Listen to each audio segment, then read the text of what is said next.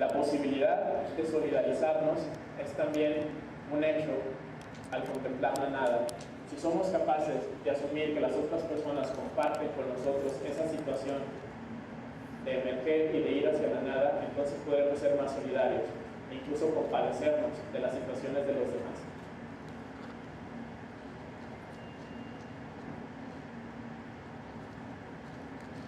Podríamos preguntarnos a quién y hace cuánto tiempo que no hemos dado un abrazo realmente de manera íntima. ¿A quién de entre los que están a nuestro alrededor necesitamos reencontrar? ¿A quién le hemos puesto etiquetas que nos han cegado lo que la persona es? Muy probablemente aquellas personas a quienes amamos sean algo muy diferente a lo que nosotros pensamos. Tenemos que zambullirnos en el mar de esa complejidad. Contemplar la nada es estar dispuesto a meterse al mar, no pensando en regresar a la arena, sino meterse al mar y diluirse ahí, como si fuéramos muñecas de sal, que una vez que entran al mar, se diluyen. Contemplar la nada implica que no volvamos a ver las cosas como las vimos en algún momento. En una ocasión, compartiendo un poco esta imagen que está ahora, le pregunté a una de mis hijas, que se llama Adriana, tiene 5 años. Dibujé en una servilleta un puntito parecido a lo que está ahí. Cuando se lo mostré, le pregunté qué veía. Su respuesta fue: veo una servilleta.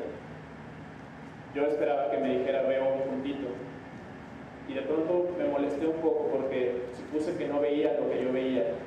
Al pensarlo bien, me di cuenta que ella vio lo que es más grande, no solo el punto que yo puse. Y creo que sucede algo muy similar en nuestra vida. Lo que vemos, lo tangible, lo que está al frente es solo un punto, pero todo lo que está alrededor de lo que vemos es la nada, es el espacio de las posibilidades. Por eso es que cuando hablamos con otras personas y en nuestras relaciones íntimas, es nada lo que podemos ofrecer. Podemos ofrecer intenciones, deseos y toda nuestra buena voluntad, pero al final todas esas cosas puede que cambien, puede que no estén. No necesariamente, y esto es algo propio del humano, cumplimos las cosas que prometemos. Hay que entendernos como seres humanos, como seres divergentes, con la posibilidad de cambio. No hay promesas eternas, a menos que se cumplan con sufrimiento. Por eso, entender todo este concepto de la nada está haciendo su efecto con el sonido, es que entramos a un mundo caótico, un mundo donde nuestra silla de tranquilidad se altera porque empezamos a movernos. Un mundo caótico. Quien está tranquilamente sentado en la silla olvida que hay demasiados movimientos. Aquellos entre nosotros que creen que viven estables probablemente ha sido porque niegan cosas que no quieren ver. No hay tal estabilidad, vivimos cotidianamente en el caos. Voy a hablar ahora, después de esta introducción, de las fuentes e influencias de mi concepción sobre la nada. Vamos a ver algunas imágenes de filósofos que han hablado de este concepto a lo largo de la historia de la filosofía.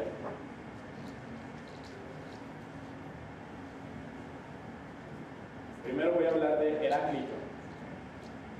Heráclito fue el filósofo que hablaba de que todo cambia menos el hecho de que las cosas cambien. Todo está en movimiento.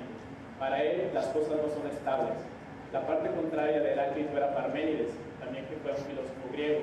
Parménides pensaba que todas las cosas son estables y que no se pueden mover. Heráclito es el primero de los filósofos que me influyen en esta idea de la nada, porque él cree que todas las cosas, por el hecho de existir, son móviles, y al ser móviles cambian. Platón, 4 siglos antes de Cristo, fue el filósofo que hablaba de una realidad alterna. Él hablaba del mundo de las ideas, un mundo al cual no tenemos acceso porque estamos siempre concentrados en el mundo terreno, en el mundo de las imágenes. Incluso tiene un mito muy conocido que es el mito de la caverna, en donde se asume que la realidad que nosotros vemos solo son sombras de las cosas que realmente son. Uno de sus alumnos principales es Aristóteles. Aristóteles nació en Estagira, que es una ciudad griega cerca de Atenas, en el 384 y murió en el 322 a.C. Para Aristóteles, la nada era un tema prohibido, porque los griegos no concebían la posibilidad de la nada. Pero Aristóteles creó otro concepto, el del motor inmóvil. El motor inmóvil sería aquel que mueve y nadie lo mueve.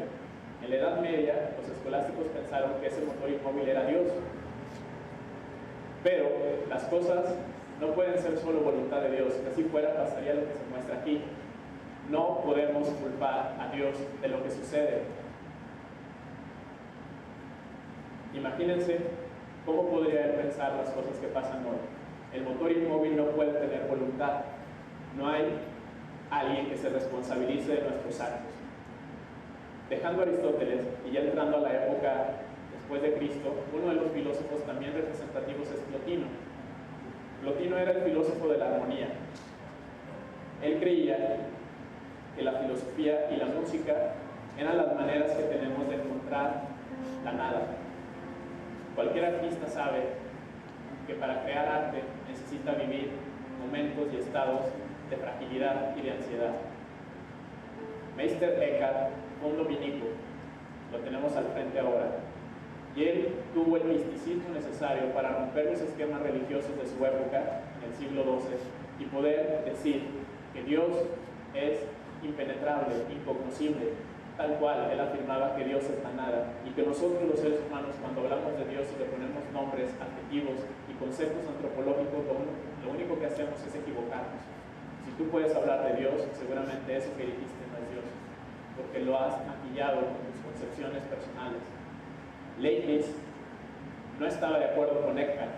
Él fue un filósofo inglés y pensaba que la nada no podía existir, porque si la nada existiera, entonces Dios era inferior que la nada. Su conclusión entonces fue: la nada no existe. Eckhart dijo lo contrario: debido a que Dios existe, existe la nada, porque Dios es la nada. Son concepciones interesantes, aunque ambivalentes. Jacobi fue un filósofo italiano. Él decía que las cosas que conocemos son irreales y que la realidad está fuera de nuestro alcance, que nosotros estamos condicionados porque todo nuestro aparato cognitivo está supeditado a nuestras ideas sobre el mundo. Cualquier opinión que tengamos sobre otra persona está condicionada a nuestras percepciones. Giacomo Leopardi también fue un filósofo italiano. Él pensaba que ningún pensador que hablara de la nada podía hacerse rico. Lo he ido comprobando día a día. Sin embargo, al menos Leopardi pensaba que la filosofía de la nada no era una filosofía para las masas, porque a la gente no le gusta que le digas que el sentido de su vida ni siquiera es un sentido, que al final cuando muera no hay otro lugar, que se irá a la nada y que todas las cosas que ha pensado no son como las piensa. Por tanto, no es una filosofía de las masas. Estaba de acuerdo Arthur Schopenhauer, que es el que tenemos ahora.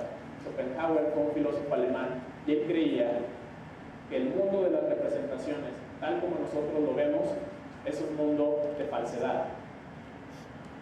Schopenhauer no era muy querido por sus contemporáneos, lo aislaron, lo recriminaron, no era un filósofo muy deseado en el ámbito académico, porque en aquel momento era más famoso Hegel, pero Schopenhauer fue firme en lo que creyó y ese fue el mensaje para todos. Søren Kierkegaard, un filósofo danés, este filósofo hablaba de un concepto, el hoyo negro.